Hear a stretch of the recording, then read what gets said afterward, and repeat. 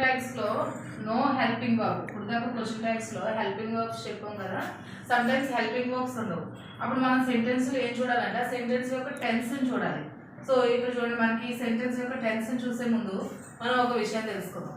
ఏదంటే ప్రెసెంట్. ఒక విషయం ఏదైనా ప్రెసెంట్ లో ఉందనుకోండి, ప్రెసెంట్ జరుగుతూ ఉంది, అప్పుడు మనం ఏం యూజ్ చేస్తామంటే డూ డస్ అనేది యూజ్ చేస్తాం. అలా కాకుండా ఫాస్ట్ యాక్షన్ అయింది, అప్పుడు డిడ్ అనేది ఉపయోగిస్తాం. అలాగే ఇక్కడ చూడండి, మనకి ఫర్ ఎగ్జాంపుల్ దీనికి కొన్ని ఎక్సర్సైజెస్ చూద్దాం. They teach English. ఇక్కడ టీచ్ ఇంగ్లీష్ అంటే ఇంగ్లీష్ టీచింగ్ జరుగుతూ ఉంది. సో ఇది ఎలా ఉంది టెన్స్, ఇందులో ఎటువంటి హెల్పింగ్ వర్బ్ లేదు సెంటెన్స్ లో. సో హెల్పింగ్ వర్బ్ ఏమీ లేదు. ఇది ఇక్కడ టెన్స్ ని అబ్జర్వ్ చేస్తున్నాం. టెన్స్ చూస్తే ఏ టెన్స్ లో ఉంది, ఇది V1 ఫామ్ లో ఉంది.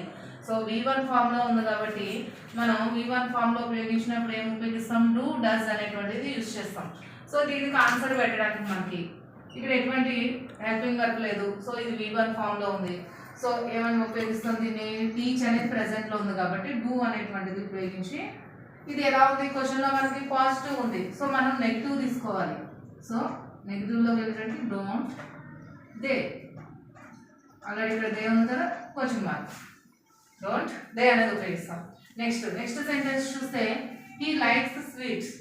ఇది కూడా V1 ఫామ్ లోనే ఉంది. ఇక్కడ there is no helping verb and likes వచ్చింది కాబట్టి మనం ఏం ఉపయోగిస్తాం, హీ ప్రొనౌన్. హీ షీ ఎప్పుడు వచ్చినా మనం డస్ అనేది యూజ్ చేస్తాం. ఈ షీ వచ్చి మనకి ప్రెసెంట్ లో ఉంటే డస్ ఉపయోగిస్తాం.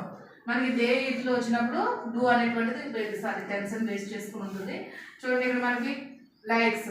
సో ఏమన్నాడు, స్వీట్స్. ఇది కూడా ఏం ఫామ్ లో ఉంది, క్వశ్చన్ వచ్చేటప్పుడు మనకి పాజిటివ్ ఉంది. సో ఆన్సర్ లో మనం నెగిటివ్ తీసుకోవాలి. హెల్పింగ్ వర్బ్ లేదు కాబట్టి ఇక్కడ లైక్స్ వచ్చింది కాబట్టి ప్రెసెంట్ కాబట్టి డస్ అనేది ఉపయోగించుకుంటాం. నెగిటివ్ ఫామ్ యాడ్ చేయాలి కాబట్టి డజంట్. ప్రొనౌన్ ఏముంది, హీ. సో డజంట్ హీ, మనకు ఆన్సర్ డజంట్ హీ అవుతుంది. నెక్స్ట్ సెంటెన్స్ వచ్చి వి ప్లేడ్ క్రికెట్. ప్లేడ్ అనేటువంటి మనకి ఫాస్ట్ టెన్స్. ఒక ఫాస్ట్ టెన్స్ యాక్షన్ తెలియజేస్తున్నాం. ఆల్రెడీ క్రికెట్ ఆడేసాడు. సో అది ప్లేడ్ క్రికెట్ కాబట్టి V2 మనకి V2 ఫామ్ లో ఉంది. సో ఇది ప్లూరల్ ఫామ్ లో ఉంది. మనకి వ్యూ ఉంది, ప్లూరల్ ఫామ్ లో ఉంది. V2 ఉపయోగిస్తే డిడ్ అనేది ఉపయోగిస్తాం.